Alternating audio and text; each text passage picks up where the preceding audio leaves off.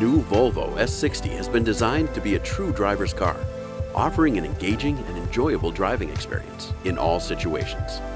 Advanced chassis technology puts it at the forefront of driving dynamics. This does not only apply to the new S60 itself, but also to how it was developed.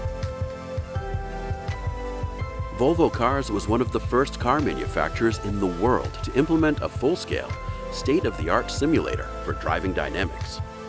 The simulator played a vital role in the development of the chassis performance on the new S60.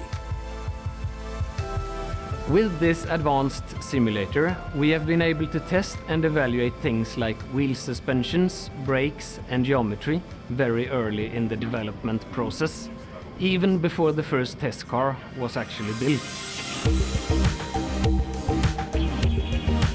With the simple push of a button, parts of the wheel suspension can be exchanged, or settings can be modified, and the simulator driver experiences the difference in real time.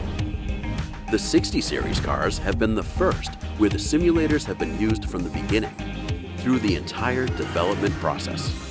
There are several areas where our work in the simulator has improved the S60 significantly.